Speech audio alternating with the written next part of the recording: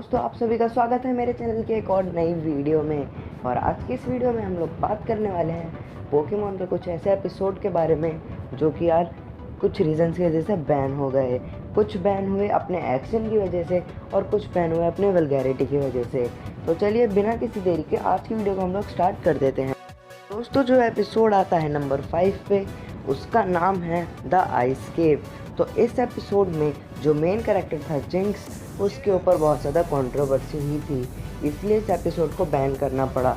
क्योंकि जो जिंक्स है वो अमेरिकन किसी कैटेगरी से रिलेट करता था और इसे रेसिस्ट पोकेमॉन भी कहने लगे थे। और इसको कट करके इसका कोई कटेड वर्जन भी नहीं आ सकता था, क्योंकि इसमें जिंक्स पे ही ज़्यादा इन्होंने ध्यान दिया था। और अगर उसे काट देते तो मान लीजिए बहुत ही ज़्यादा कम टाइम बचता, इसलिए इसका कोई हमें कट वर्जन भी देखने को नहीं मिला। तो अगला एपिसोड है जो नंबर 4 पे आता है। उस एपिसोड का नाम है team rocket versus team plasma. ये जनरेशन 5 का एक एपिसोड था जिसमें कि हमें team rocket versus team plasma दिखने वाली थी, लेकिन ये एपिसोड कभी आया ही नहीं।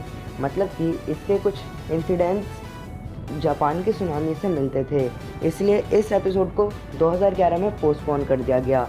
लेकिन सबको बताया गया कि इस एपिसोड को फ्यूचर में ज़रूर लाया जाएगा, लेकिन वो फ्यूचर डेट कभी आई नहीं जब इस एपिसोड को रिलीज़ करा जाए। तो एक हिसाब से अभी एक बैंड एपिसोड ही हो गया है। तो जो एपिसोड नंबर 3 पे आता है उसका नाम है द लेजेंड ऑफ ड्रेटिनी। इस एपिसोड के बारे में आप लोग तो जानते ही होंगे।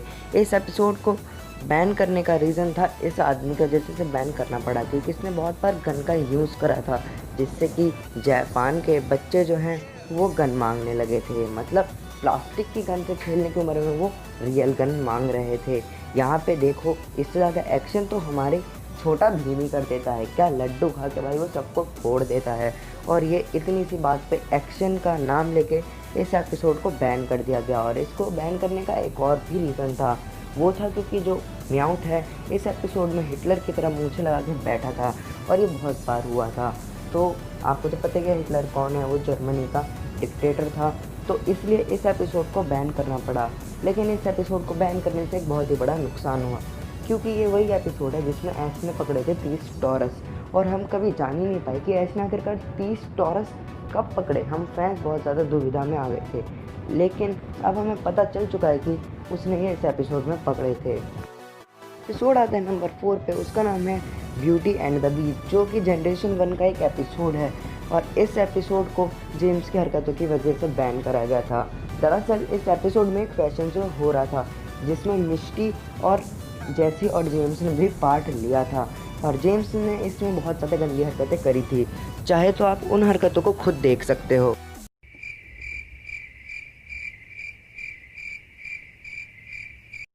कोई बात नहीं, यहाँ तक तो फिर भी ठीक था, लेकिन उसने आगे क्या करा आप देख के चौंक जाओगे। भाई क्या कर रहा है, मत कर जेम्स, नहीं नहीं।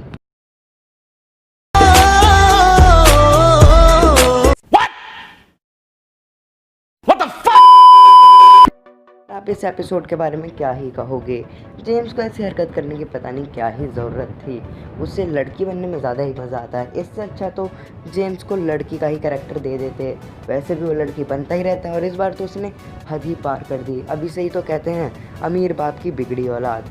तो दोस्तों, अब चल नंबर 1 पे जाने से पहले हम आपसे बोलना चाहते हैं कि अगर आपको ये वीडियो पसंद आ रही है तो यार इसे लाइक कर देना, और ऐसे ही कंटेंट के लिए हमारे चैनल को सब्सक्राइब भी कर दो।